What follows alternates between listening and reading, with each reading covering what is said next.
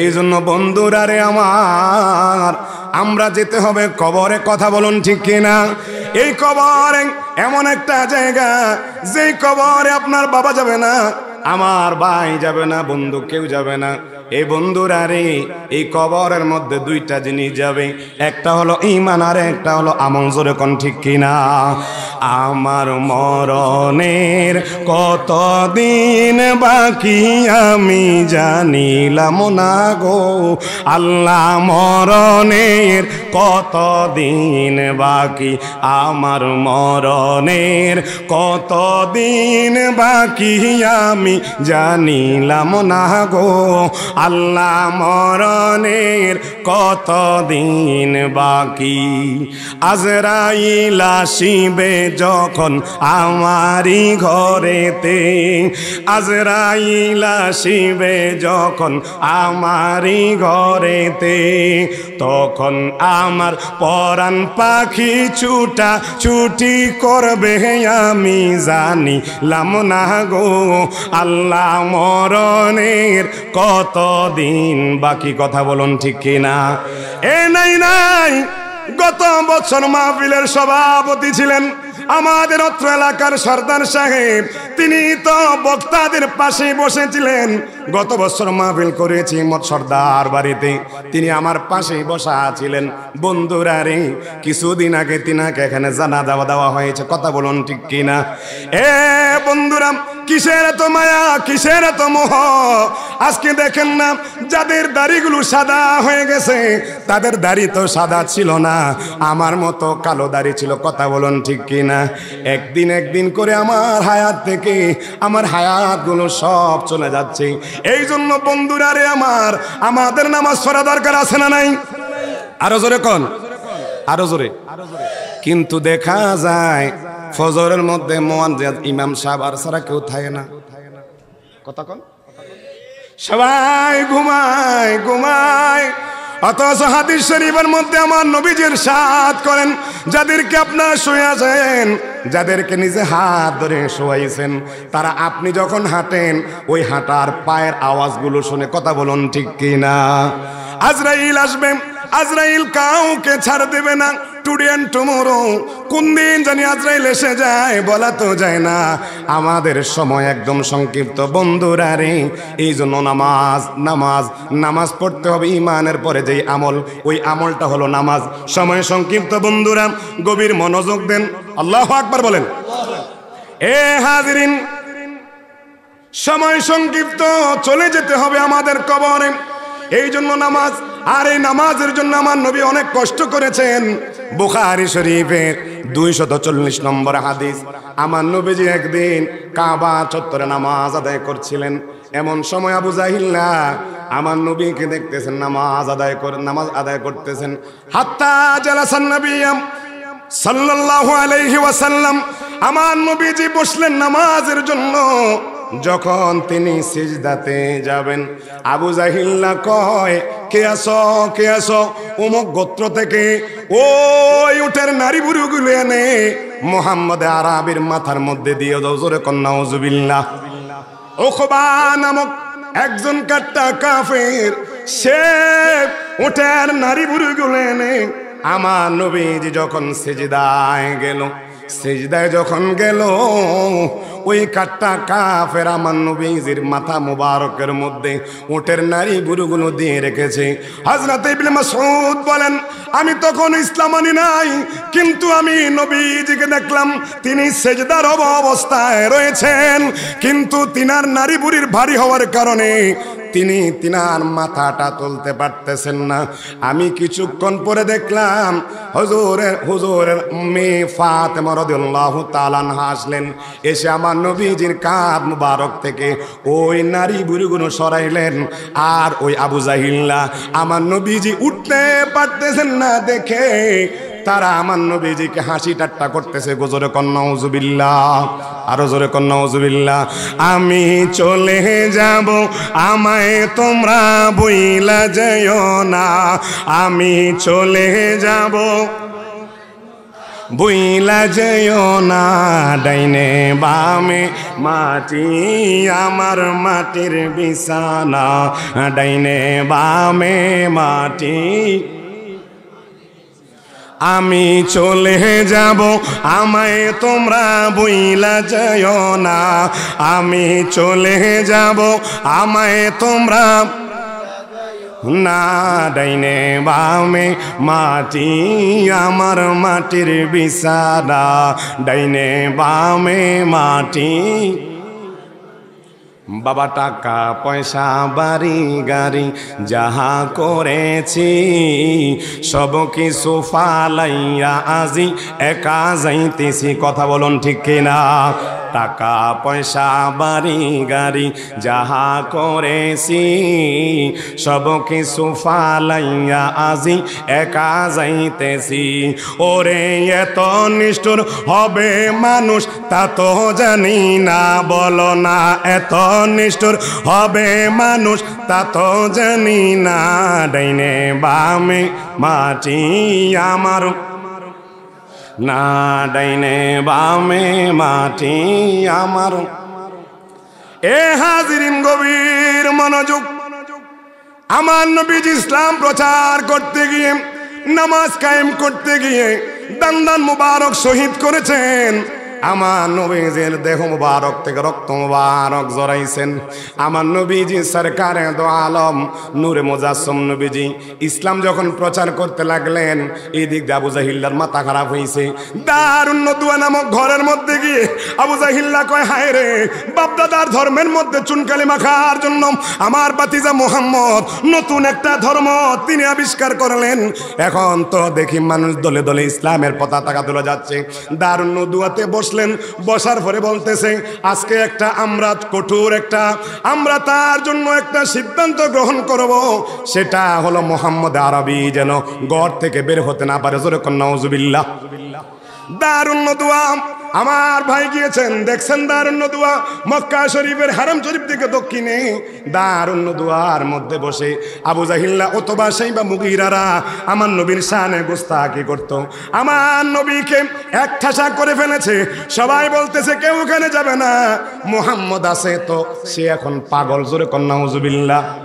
ইন্না মুহাম্মাদাম মাজনুন সে হলো পাগল সে হলো কি আরো জোরে কোন কাফেররা কইতো আমার নবী জোরে কোন অথচ আমার নবীজি তাদের কাছে একদিন দুই দিন নয় 40 বছর আল আমিন ছিলেন কথা বলুন ঠিক কিনা আমার নবী as-সাদিক তাদের কাছে সত্যবাদী ছিলেন আমার নবী বিশ্বাসী ছিলেন যেই মুহূর্তে ইসলামের আমার নবীজি যখন প্রচার প্রসারণা করতে লাগলেন তখন আমার নবীকে বলে কি পাগল কি কয় জোরে কয় না সবাই আমার নবীজির কাছে আসার জন্য নিষেধ করতেছেন তার মধ্যে ইহুদি ইসরাইল একজন পাদ্রী সে ঈসা আলাইহিস সালামের উম্মত মুসলিম শরীফের 1893 নম্বর হাদিস তার নাম হলো জিমাদ নাম কি জিমাদ নাম কি একটু কথা বলেন নাম জিমাদ সে বিভিন্ন গোত্রে যাইয়া মানুষকে জারফুক দেয় কি দেয় আমাদের হুজুরা জারফুক দেয় না কথা কয় না ফিসা হুজুরিলে জারফুক দেয় না দেয়নি এই লোকটা হলো ঈসা আলাইহিস সালামের উম্মত তার কাজ হলো ওই যে ছেলে ছোট বাচ্চাদেরকে জিনে ধরলে আসর করলে পেট ব্যথা হইলে অসুস্থ হইলে তার কাছে নিয়ে যায় সে ফু দিলে ভালো হয়ে যায় এখন মক্কাতে যখন আসছে ওই জিমাত যখন মক্কাতে আসছে মক্কাতে আসার পরে কতগুলো কাফের গিয়ে বলতেছে এ জিমাত তোমাকে আমরা খুঁজতেছি কয় কেন কয় আমাদের আগে ছিল আল আমিন এখন হয়ে গেছে পাগল তাকে তোমরা তুমি যাইয়া তাকে জারফুক দিয়ে তার মাথা থেকে ভূত নামিয়ে ফেলো জোরে কর নাউজুবিল্লাহ এখন জিমাত খুশি হয়ে গেছে জিমাত কয় এরকম রুগী তো আমি খুঁজি নাউজুবিল্লাহ কইতেন না কিতা খোঁজে এরকম রুগী খুঁজতেছে এখন সে মনে মনে ভাবতেছে যদি আমি এই রুগীটারে পাই নিশ্চয়ই আল্লাহ রব্বুল আলামিন আমি জারফুক দিলে সে ভালো হয়ে যাবে নাউজুবিল্লাহ কোন এ হাজিরিন জিমাত গেলেন আমার নবীজির দরবারে গিয়ে বললেন জিমাত হে মুহাম্মদ আরবি তোমাকে নাকি জিনে ধরেছে আমার নবীজি কয় আপনাকে কে বলেছে কয় মক্কার মধ্যে সবাই এলান করতেছে তোমাকে নাকি জিনে ধরেছে, এখন আসো আমি যদি ঝাড়ফুঁক দেই তুমি ভালো হয়ে যাবে। আমার নবীজি জিমাত, সে তাওরাত জবুর ইনজিল কিতাব পড়েছে, সে হলো ঈসা আলাইহিস সালামের উম্মত, এক আল্লাহকে বিশ্বাস করত। সে যখন আমার নবীজির সামনে আসলেন, আমার নবী কয় ইন্নাল হামদালিল্লাহ নাহমাদুহু ওয়া নাস্তাঈনু মান ইয়াহদিল্লাহু ফালা মুদিল্লা লাহ। এই কথা যখন আরম্ভ করলো, জিমাত বসা থেকে দাঁড়িয়ে গিয়েছে। আল্লাহু আকবার বলেন। জিমাত দাঁড়িয়ে গেলেন, আমার নবীকে আরজ করলেন, আপনাকে লোক পাগল কেন বলে? কয় আমি এক আল্লাহর তাওহীদ এবং রিসালাতের দাওয়াত দেই, এই জন্য মানুষ আমাকে পাগল বলে। কয় দয়া করে আবার বলেন। আমার নবী আবার বললেন ইন্নাল হামদালিল্লাহ, সমস্ত প্রশংসা আল্লাহর, ওয়া নাহমাদুহু, সমস্ত তারিফ আল্লাহর। এইভাবে যখন মাইয়াহদিল্লাহু ফালা মুদিল্লা লাহ, এইভাবে যখন তিনি বলতে লাগলেন, জিমাত বলে ইয়া রাসূলুল্লাহ, নবী গো, আমি আবার আপনার জবান থেকে শুনতে চাই, জোরে কোন সুবহানাল্লাহ।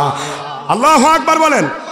আমার প্যারা মুস্তাফা নবী সাল্লি আলা, আমার প্যারা মুস্তাফা নবী সাল্লি, ও হায় শাফায়াতের কান্ডারি মদিনাওয়ালা, হায় হায় শাফায়াতের কান্ডারি মদিনাওয়ালা, আমার প্যারা মুস্তাফা নবী সাল্লি, আমার প্যারা মুস্তাফা নবী সাল্লি।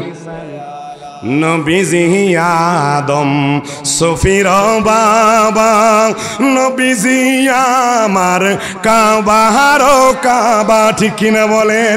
নবীজি আদম সফির বাবা, নবীজি আমার কাবার কাবা, রে যার প্রেমেতে কাবা শরীফে, যার প্রেমে শরীফ হইয়াছে কালা, আমার প্যারা মুস্তাফা নবী সাল্লি, আমার প্যারা মুস্তাফা নবী সাল্লি। ও হায় শাফায়াতের কান্ডারি, শাফায়াতের দারে মদিনাওয়ালা, আমার প্যারা মুস্তাফা নবী সাল্লি, আমার প্যারা মুস্তাফা। সকলে বলুন মারহাবা। সময় সংক্ষিপ্ত, জিমাত বলেন ইয়া রাসূলুল্লাহ, ইয়া হাবিবাল্লাহ, নবী গো, ও মায়ার নবী আবার একটু বলেন না। আমার নবী আবার বললেন, জিমাত দেখে কয়ে কোরাইশবাসী রে, যারা তোমরা তাকে পাগল বলো, নিশ্চয় তিনি পাগল নয়, পাগল নয়। যারা তোমরা তাকে পাগল বলো তারাই পাগল, কারণ আমি তাওরাতে পড়েছি, জবুরে পড়েছি, ইনজিলে পড়েছি, তিনার নাম হবে আহমদ, জমিনে হবে মুহাম্মদ। আর যে মুহাম্মদ আল্লাহ রব্বুল আলামিন শেষ নবী করে দুনিয়াতে পাঠাবেন, ওই নবী হবে সাইয়্যিদুল মুরসালিন, ইমামুল মুরসালিন, তিনি আর কেউ নয়, তিনি শেষ নবী। এই কথা বলে জিমাত বলে ইয়া রাসূলুল্লাহ, এই মুহূর্তে কালেমা পড়ে আমাকে মুসলমান করে নেন। আল্লাহু আকবার বলেন। নবীর রওজা শরীফ দেখে মন ভরে না, নবীর রওজা দেখে মন না, দিদার দাও গো শাহে মদিনা, দিদার দাও গো শাহে মদিনা, নবীর রওজা শরীফ দেখে মন ভরে না, নবীর রওজা শরীফ দেখে মন, দিদার দাও গো শাহে মদিনা, দিদার দাও। আরশের মেহমান করেছেন আল্লাহ, কত শান কত মান মোর কামলিওয়ালার, কথা বলুন ঠিক কিনা? আরশের মেহমান করেছেন আল্লাহ, কত শান কত মান মোর কামলিওয়ালার, ও গো মদিনাওয়ালা কর করুণা, ও গো মদিনা কর দিদার দাও গো শাহে মদিনা দিদার দাও গো। এ হাজিরিন, জিমা যখন কালেমা পরে মুসলমান হলেন, আবু জাহিল্লা দারুন দুয়াতে যখন গেলেন, আবু জাহিল্লা কয় এই মুহাম্মদ আরবিকে তো আমরা কোনোভাবেই দমাতে পারছি না, কোনোভাবেই তো আমাদের কাজ হচ্ছে না, কঠোর পরিশ্রম করছি। আবু জাহিল্লা কয় তার একটা সুরাহা করা দরকার। আবু জাহিল্লা নিজেই আমার নবীকে পরীক্ষা করার জন্য পথ থেকে একটা পাথর হাতে নিলেন। জোরে কোন আল্লাহু আকবার। কি নিছে? জোরে কোন। পাথর নিয়ে আবু জাহিল্লা কয় আমার নবীর সামনে গেলেন, গিয়ে বললেন বাতিজা মুহাম্মদ, সকলে বলুন সাল্লাল্লাহু। এ বাতিজা, তুমি তো আমাদের বাপ দাদার ধর্মের মধ্যে চুনকালি মাখতেছ। ও বাতিজা, যে তোমার কাছে আসে তোমার চেহারা মোবারক দেখে মুসলমান হয়ে যায়। যেরকম সুবহানাল্লাহ। যে তোমার কথা শুনে সেই তোমার প্রেমে পাগল হয়ে যায়। তুমি তাদেরকে জাদু করো, জাদু করো। আজকে আমি দেখব আমার হাতের মুঠে কি আছে। তুমি যদি বলতে পারো তাহলে আমার সাথে যারা আছে তারা সব মুসলমান হয়ে যাবে। আমার নবী তাবাসসুম মুস্কি হাসি দিলেন, হাসি দিয়ে বলতেছে, এ চাচা, আপনি হাতের মুঠে যা নিয়ে এসেছেন আমি বলবো না, আপনার হাতের মুঠে যা আছে সে বলে দেবে আমার পরিচয় কি, আমি কে সেই বলে দেবে। যেরকম সুবহানাল্লাহ। सिमते नबी वो जहल गया आका से वो कहने लगा, गर हो नबी बतलाओ जरा मेरे मुट्ठी में है क्या। सिमते नबी वो जहल गया आका से वो कहने लगा, गर हो नबी बतलाओ जरा मेरे मुट्ठी में है क्या। अल्लाहु अकबर। আবু জাহিল্লা মুঠির মধ্যে নিয়ে গেলেন পাথর। আমার নবী কয়, চাচা গো, আমি বলতে হবে না, আমি বলতে হবে না, আপনি মুঠের মধ্যে যা নিয়েছেন তাকে প্রশ্ন করুন আমি কে। ওই পাথর, ওই জিনিসটাই আমি আর পরিচয়টা আপনার কাছে দিয়ে দেবি। এ হাজিরিন, মুঠের পাথর বলে, এ আবু জাহিল্লা রে, তুমি ছিলে আবুল হাকাম, বুদ্ধির পিতা। এই নাদামির কারণে আমার নবীজির শানে গোস্তাকি করার কারণে তুমি হলা মুরুক্কের পিতা। তুমি পথের মধ্য থেকে আমি জড়বস্তু পাথরকে তুমি নিয়ে আসছো ওনাকে পরীক্ষা করার জন্য। উনার পরিচয় আমার থেকে জেনে নাও। উনি হলেন তিনি যিনি হলেন লা মাহবুব, লা মাকামের খোদার হলে বন্ধু। তিনি হলেন হাবিবুল্লাহ, তিনি হলেন সবার শ্রেষ্ঠ নবী। আমি এই মুহূর্তে তোমার হাতের পাথর বলে দেই, আশহাদু আল্লা ইলাহা ইল্লাল্লাহু ওয়া আশহাদু আন্না মুহাম্মাদুর রাসূলুল্লাহ। আমি পাথর এই মুহূর্তে বললাম তিনি আল্লাহর পক্ষ থেকে প্রেরিত নবী। জোরে কোন সুবহানাল্লাহ। ইয়া রাসূলুল্লাহ, ইয়া হাবিবাল্লাহ, ইয়া রাসূলুল্লাহ, ইয়া হাবিবাল্লাহ, ইয়া রাসূলুল্লাহ,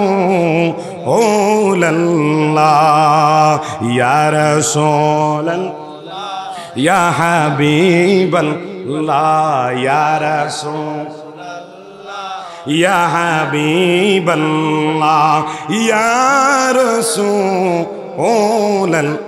তুমি জীবন, তুমি মরণ, আধার ঘরে তুমি আপন, তুমি জীবন, তুমি অন, আধার ঘরে তুমি আপন, তুমি মোদের পারের তরি, তুমি এর পারের তরি, তুমি নিদানে তরানেওয়ালা।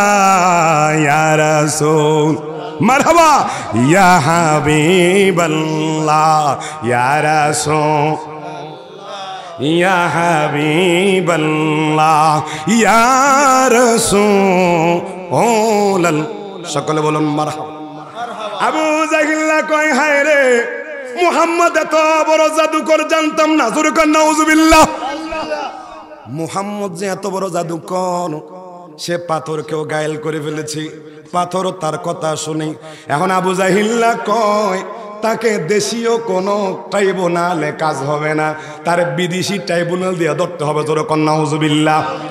সেই ইয়ামানের বাদশার কাছে চিঠি লিখলাম, নাম হলো হাবিব বিন মালিক। নাম কি? হাবিব বিন মালিক। মাদারিজুন নবুওয়া কিতাবের মধ্যে পেলাম ইহুদির বাদশা হাবিব বিন মালিক কেমন জ্ঞানী। আবু জাহিল্লা কয় আমি যত জ্ঞানী তার চেয়ে বেশি জ্ঞানী হলো হাবিব বিন মালিক। এখন এমনি ধরলে হবে না, দেশে যে আসে তাকেই সে জাদু করে। জোরে কর নাউজুবিল্লাহ। আরো জোরে কর। দারুন নবুওয়াতে গেছে, যাইয়া যখন আমার নবীর শান এরকম গুস্তাগি করতেছে, তখন এক লোকে কইতেছে, কয় তোমরা তাকে ধরতে হলে আমার কাছে একটা কৌশল আছে। কয় কি কৌশল? কয় আজ থেকে প্রায় 10 বছর আগে। কয় বছর? জোরে কয় না। কয় অপমান কাকে বলে আজকে আমি করব মুহাম্মদকে। জোরে কর নাউজুবিল্লাহ। আরো জোরে। এদিক দিয়ে হাবিব বিন মালিকের কাছে চিঠি লেখছে, চিঠি যাইতে যাইতে এদিকটা বলে ফেলি, কারণ সময় একদম সংক্ষিপ্ত। হাবিব বিন মালিককে চিঠি লিখলাম, হে হাবিব বিন মালিক, আপনি তো লাত মানাত উজ্জাতের পূজা করেন, আপনি তো লাত মানাতকে আপনি প্রভু মানেন। আমাদের দেশের মধ্যে এমন একটা লোক বের হয়েছে যে হলো আধা পাগল। জোরে কর নাউজুবিল্লাহ। আরো জোরে। দেশি ট্রাইব্যুনাল দিয়ে পারলাম না, এই জন্য আপনার কাছে চিঠি লিখলাম, আপনি দয়া করে তার কাছে আসুন, আপনার সাথে তার একটা মুবাহাস হবে, বহস হবে। আপনি তো তাওরাত জবুর ইনজিল কিতাব পড়েছেন, আমরা জানি এই মুহূর্তে আপনার মতো এত বড় আলেম, এত বড় জ্ঞানী, এত বড় বাদশা আর কেউ নাই। হাবিব বিন মালিককে চিঠি লিখলেন, আরো কিছু সংযোজন করলেন এবং কিছু উপটোকন পাঠালেন। হাবিব বিন মালিক এই আবু জাহিল্লার চিঠি পেলেন, নিচে দিয়ে লেখা আছে আবুল হাকাম। নাম কি? আবুল হাকাম কার নাম ছিল জানেন? আবু জাহিল্লার নাম। কার নাম? জোরে কয় না, কার নাম? আবু জাহিল্লার নাম ছিল কি? আবুল হাকাম। নিচে দিয়ে লিখে দিয়েছে আবুল হাকাম। হ্যাঁ কি আবু জাহিল্লা। এখন সে চিঠি লেখছে, ওখানে উপটোকন পাঠাইছে, তিনি রওনা দিলেন। এই দিক দিয়ে দারুন নদুয়াতে একজন কইতেছে, রে আজ থেকে 10 বছর আগে। কয় বছর? জোরে কয় না। যখন আমাদের জনতা ব্যাংক ছিল না, অগ্রণী ছিল না, আরাফা ছিল না, অর্থাৎ আমাদের কাউকে বিশ্বাসযোগ্য ছিল না, একমাত্র আব্দুল্লাহর ছেলে মুহাম্মদ আরবিকে বিশ্বাস করে আমরা সবাই তার কাছে টাকা পয়সা স্বর্ণ মুদ্রা সব রাখতাম। আজ থেকে 10 বছর আগে আমি তার কাছে একটা আমানত রেখেছিলাম। তোমরা এত দূর যাও কেন? হাবিব বিন মালিক আসতে হবে না, আমার কাজেই তো সে ধরা খাবে। জোরে কর নাউজুবিল্লাহ। আবু জাহিল্লা কয় তুইলে কি করবা? কয় চলো আগে মুহাম্মদের কাছে চলো, তারপরে ঘটনা কি হয় খেলাটা দেখবা। জোরে কর নাউজুবিল্লাহ। আমার নবীর সাথে আছেন কে? লা তাহজান ইন্নাল্লাহা মানা। আমার নবী বলেন, আবু বকরকে ডেকে বলছেন, আবু বকর হিজরতের সাথী হয়ে যখন চলতেছিলেন, তখন ওরাকা নামক একজন লোক আমার নবীর পিছনে যখন রওনা দিলেন, তখন আবু বকর বলতেছে, ইয়া রাসূলুল্লাহ, মনে হয় আমাদেরকে ধরে ফেলবে। আবু বকরকে আমার নবী যেভাবে ধরে বলতেছে, হে আবু বকর, লা তাহজান ইন্নাল্লাহা মানা, তুমি টেনশন করো না, আমরা যদি 2 জন, আমাদের সাথে আরেকজন আছে, তিনি হলেন লা মুকামের খোদা। জোরে কোন সুবহানাল্লাহ। এ বন্ধুরা, আবু জাহেলের বন্ধু চলল আমার নবীজির কাছে আসলেন। আসার পরে কয়, মুহাম্মদ আরবি আমাকে চিনোনি? কয় আপনি কে? কয় তুমি কি আমাকে চিনো না?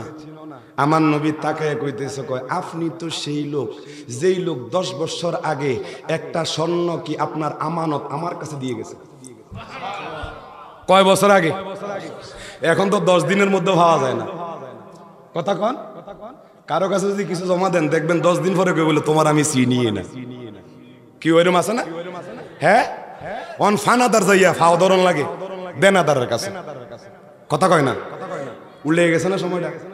ইমানের বাজার আগুন। কথা কন। হ্যাঁ, ও তোর বিথা যাবে নামাজ রোজা, জাহান্নামের রাস্তা সোজা, যাই না তুমি কোরআন কান মানলা না, সারার মৌলানা বালা চোখটা কেমনে করলা কানা, ও তুমি বালা চোখটা কেমনে করলা কানা, সারার মৌলানা বালা চোখটা কেমনে করলা কানা। 2 দিনের ক্ষমতা পাওয়ার জন্য যাইয়া রোজা আর পূজা এক লাগাই দিছে, আছে না নাই? জোরে কর, আছে না নাই? কয় বিষ্ণু কৃষ্ণ ঈসা মুসা সব বলে এক। আরো জোরে কর। আবার মূর্তির সামনে যাইয়া কয় ওম অখণ্ড মণ্ডলাকারম ব্যস্তং যেন চরাচরং তৎফদং দর্শিতং তস্মৈ শ্রী গুরুবে নমঃ ওম শান্তি। জোরে কর নাউজুবিল্লাহ। তোর উপরে আল্লাহর গজব হোক, আমিন কন। আরো জোরে কন। অথচ আমার নবীজির হাদিস, তোমরা ওই ইহুদিদের ওই পূজা মণ্ডপে যেও না। এখন আমাদের দেশের মধ্যে আবা কাবা জুব্বা স্কিন ফইরা বুটের জন্য তারা পূজা মণ্ডপে গিয়ে গীতা পাঠ করে। কথা বলুন ঠিক কিনা? বোঝা গেল লাল দিঘির ময়দান যেমন লাল নয়, তাদের ইসলামও ইসলাম নয়। কথা বলুন ঠিক কিনা? নীল নদের পানি যেমন নীল নয়, তাদের ইসলামও ইসলাম নয়।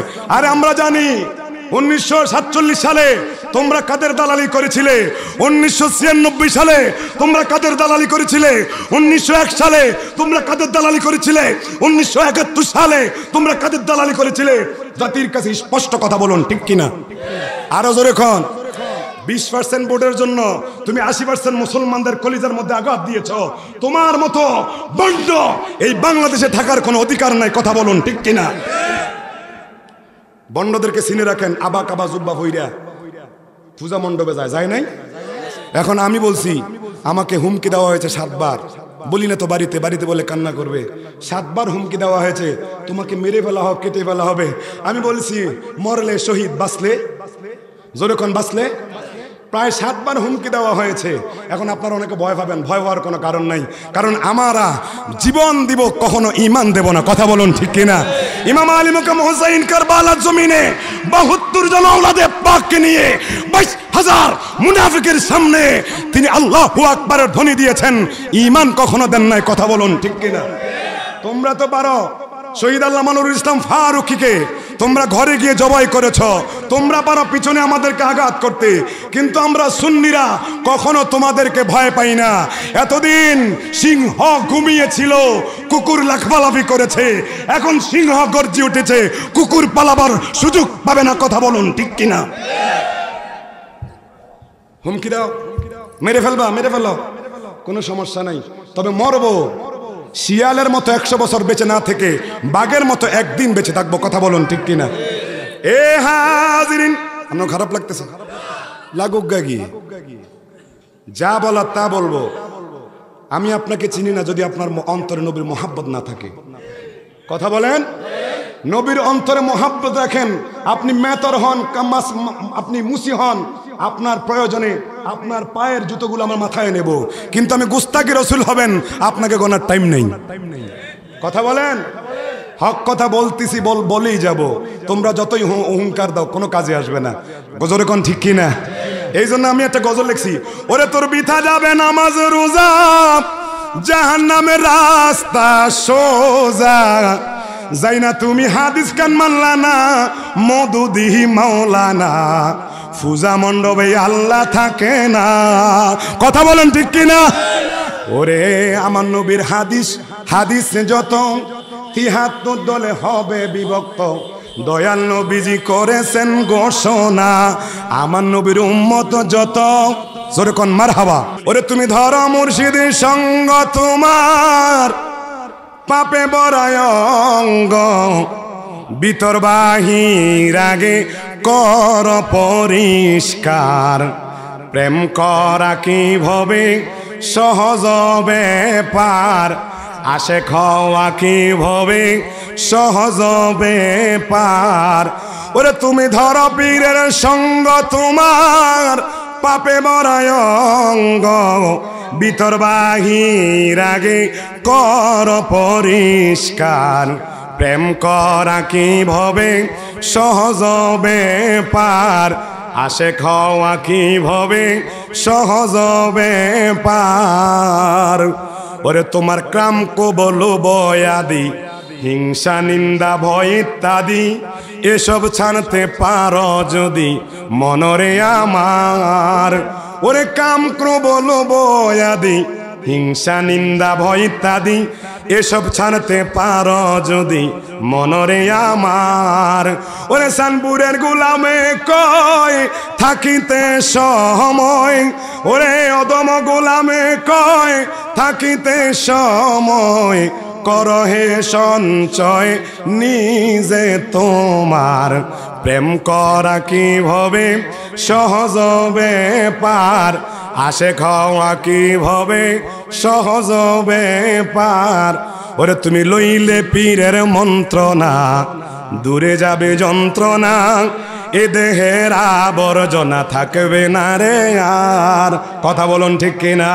ওরে তুমি লইলে পীরের মন্ত্রণা দূরে যাবে যন্ত্রণা, এ দেহের আবর্জনা থাকবে না রে আর, ওরে যেমন পদ্মারে স্বর্ণ পিঠাইয়া আগুনে লয়ে পোড়াইয়া, পদ্মারে স্বর্ণ পিঠাইয়া আগুনে লয়ে পোড়াইয়া কত সুন্দর করিয়া বানায় অলংকার, প্রেম করা কিভাবে সহজ ব্যাপার, আসে খাওয়া কিভাবে সহজ ব্যাপার, কথা বলুন ঠিক কিনা?